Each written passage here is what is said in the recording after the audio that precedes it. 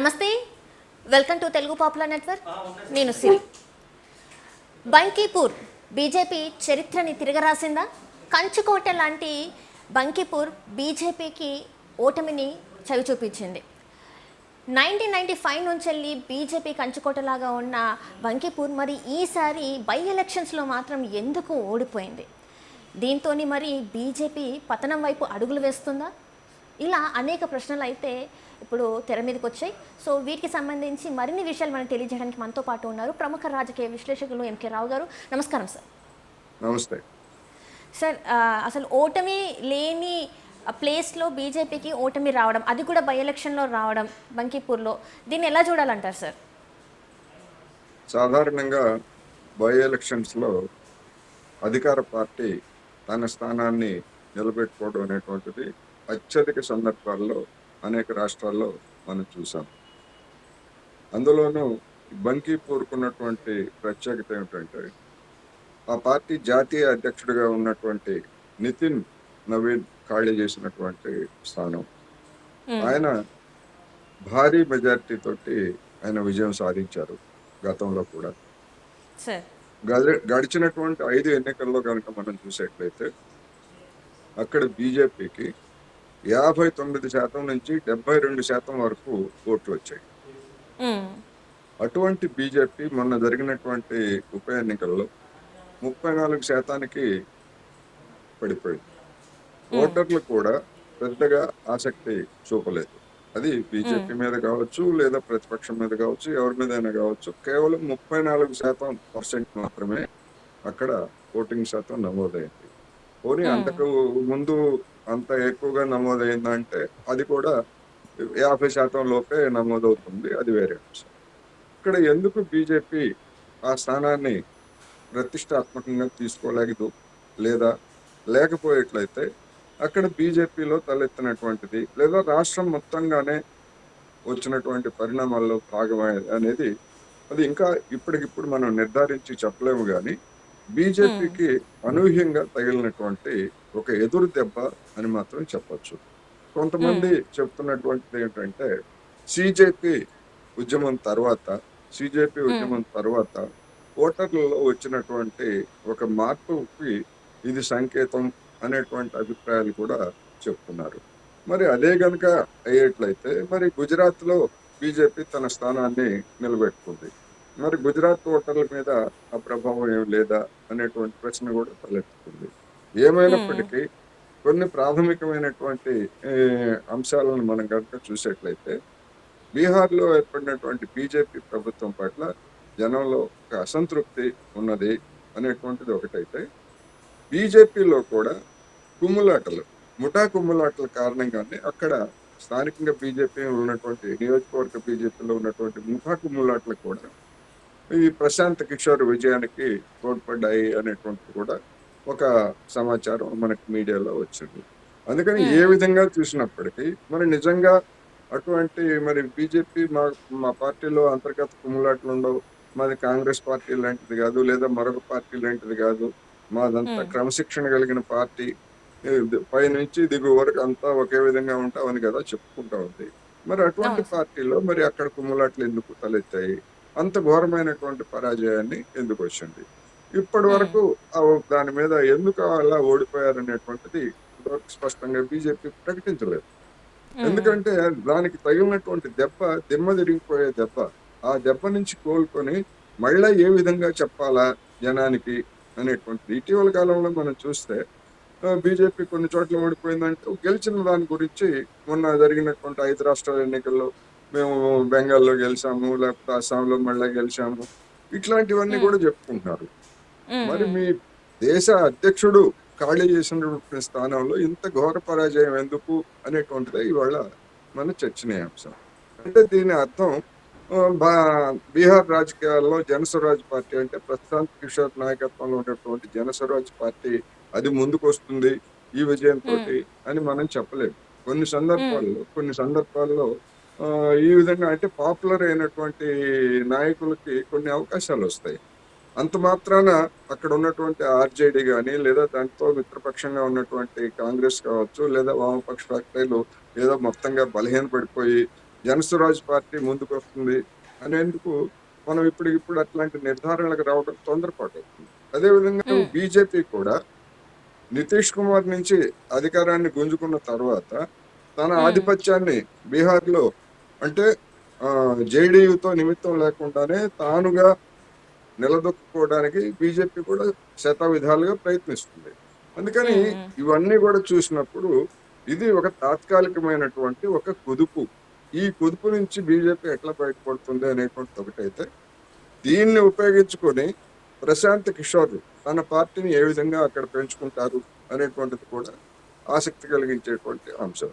ఇక్కడ ఉమ్. బీజేపీతో పాటు ఆర్జేడీ ఓట్లు కూడా గణనీయంగా తగ్గిపోయాయి. అవును గత సార్. ఎన్నికలతో వచ్చినటువంటి ఓట్లతో పోలిస్తే ఆర్జేడీ ఓట్లు కూడా గణనీయంగా తగ్గిపోయాయి. అందుకని ఆర్జేడీ మీద కూడా మరి జనంలో ఏమన్నా అసంతృప్తి ఉందా? అసంతృప్తి తోటి చూద్దాంలే, ప్రశాంత్ కిషోర్ దేశం అంతటా తెలిసినోడు, ఒకసారి అవకాశం ఇద్దాం, ఈయనేం చేస్తాడో ఈయనేం పొడుస్తాడో అని ఏమన్నా ఇచ్చారా? అందుకని ఇటువంటి ఒక చిన్న ఉదంతాన్ని తీసుకొని సాధారణమైనటువంటి నిర్ధారణకి అప్పుడే రాలేము.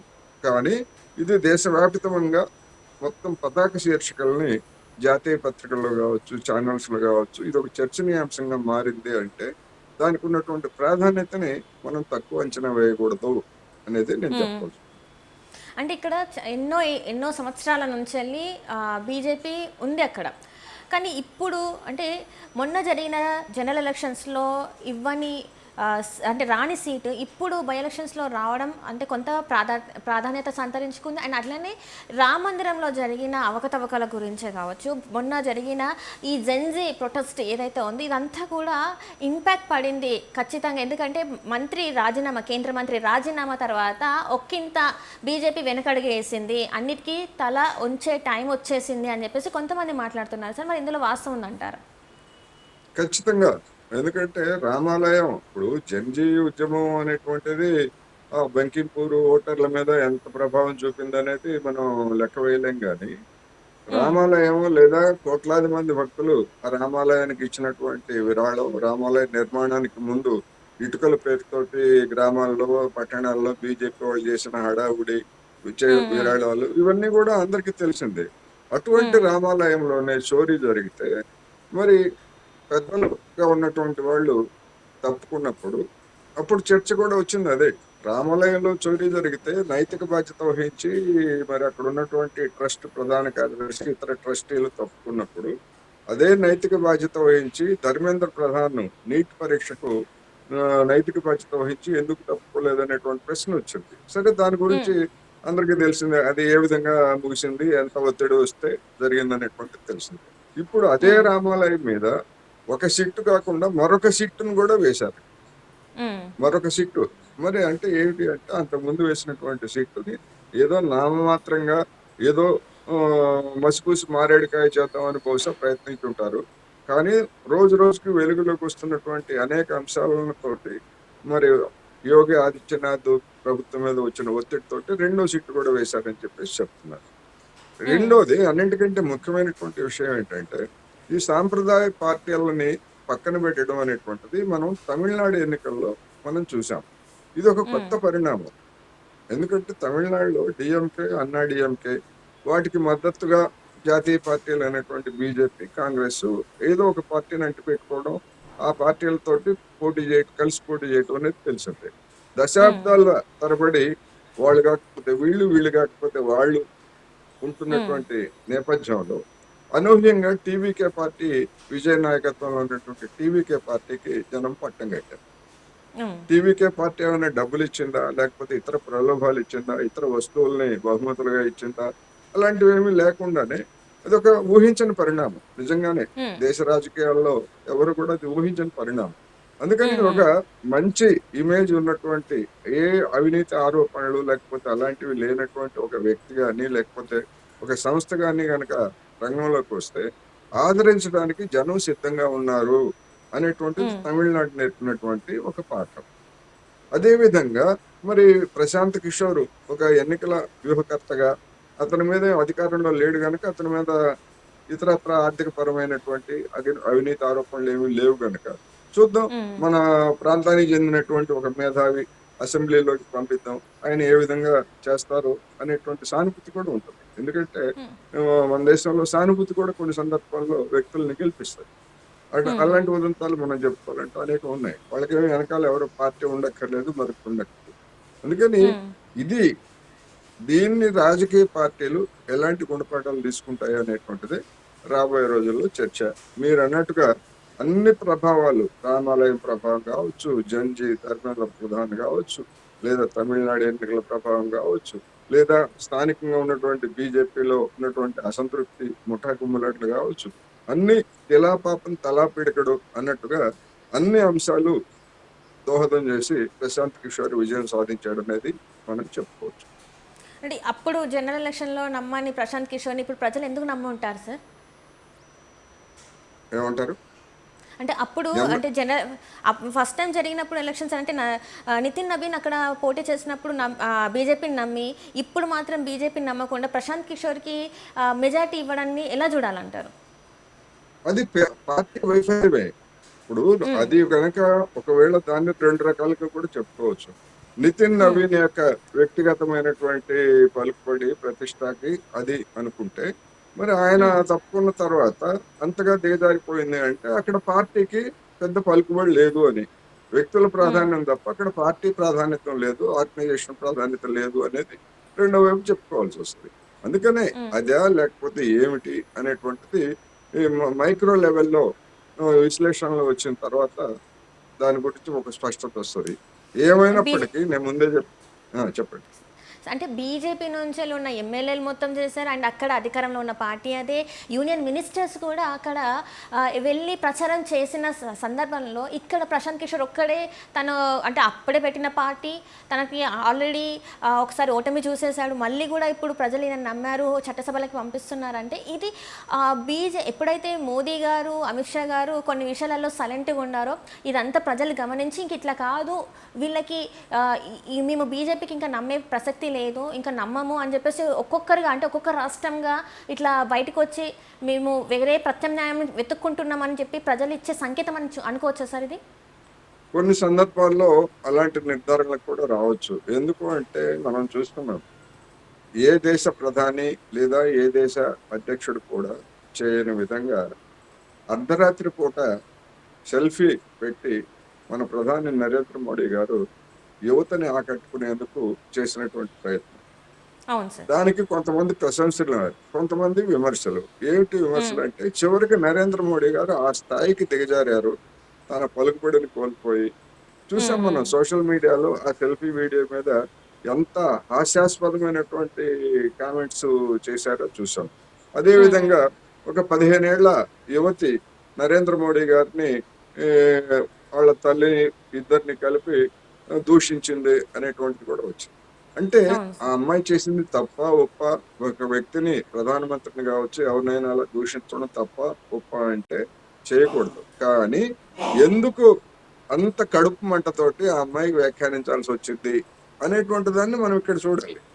ఎందుకని ఎంతో కడుపు మండితేనే, లేకపోతే జంజీ ఉద్యమం జంతర్ మంతర్ దగ్గర ప్రభుత్వం అనుసరించినటువంటి దుర్మార్గమైనటువంటి లాఠీ చార్జీలు, లేకపోతే అమ్మాయిలు కూడా చూడకుండా ప్రైవేట్ పార్ట్స్ మీద ఆ విధంగా దాడి చేసిన తర్వాత ఏ యువతి అయినా యువకుడు అయినా కానీ తమ ఆగ్రహాన్ని ఆ విధంగా వ్యక్తపరిస్తే అదేమి తప్పేం కాదు. కానీ దానికే ఏదో నేను క్షమించేశాను ఆ అమ్మాయిని అని చెప్పేసి ప్రధాని నరేంద్ర మోడీ గారు మళ్ళా తన ప్రతిష్టను పెంచుకోవడానికి మరొక ప్రకటన చేశారు. అందుకని కొన్ని సందర్భాల్లో మన ప్రవర్తన ఎట్లా ఉంటుందంటే అనేక మంది కళ్ళు తెరిపిస్తుంది. ఇప్పుడు జంజీ ఉద్యమం అదే విధంగా నరేంద్ర మోడీ గారి పట్ల రెండు చెప్తున్నారు. ఒకటేంటంటే మోడీ అంటే కఠినంగా ఉంటారు, నిర్దాక్షిణ్యంగా అణిచివేస్తారు దేన్నైనా అనేటువంటి ఒక అభిప్రాయం ఉంది. అలాంటిది ఏమీ లేదు, మోడీని కూడా లొంగదీయవచ్చు, మోడీని కూడా భయపెట్టవచ్చు అనేటువంటిది జంజీ ఉద్యమం ఇచ్చినటువంటి ఒక స్ఫూర్తి. అందుకని చలి వదిలించుకొని మన అభిప్రాయాలు స్పష్టంగా చెప్పొచ్చు, వీధుల్లోకి రావచ్చు అనేటువంటి ఉత్సాహాన్ని జనానికి కలిగించింది అనేటువంటిది ఒకటి. రెండోది బీజేపీలో కూడా ఎందుకు మోడీ గారు అమిత్ షా గారు అంత తెలివితేటలు కలిగి ఉండి అంత చాణక్య నీతిని ప్రదర్శించేటువంటి వాళ్ళు ఈ విషయంలో ఎందుకు ఎక్కడ పప్పులో కాలేశారు? మొత్తంగా దేశవ్యాప్తంగా కూడా తల దించుకోవాల్సిన పరిస్థితి వచ్చింది, సమర్థించుకోలేనటువంటి పరిస్థితి వచ్చింది అనేటువంటిది బీజేపీ కార్యకర్తలు, నాయకుల్లో కూడా వచ్చినటువంటి అభిప్రాయం. మరి హ్మ్. అది మోడీ గారికి ఏమైనా గౌరవప్రదమా అంటే ఖచ్చితంగా కాదు. ఆయన మీద ఉన్నటువంటి ఇంప్రెషన్ సామాన్య జనంతో పాటు బీజేపీ కార్యకర్తల్లో కూడా దిగజారింది కదా. ఒక హ్మ్. అనుమానం ప్రారంభమైంది కదా, మోడీ గారితో ఓహో ఇదే పరిస్థితి అనేటువంటి ప్రారంభమైంది కదా. అందుకని హ్మ్. ఈ పరిణామాలన్నీ కూడా మరి బంకీపూర్ ఓటర్ల మీద ఖచ్చితంగా ప్రభావితం కలిగి ఉంటాయి అని చెప్పుకోవచ్చు. Right sir. Right. Thank you so much sir. Thank you.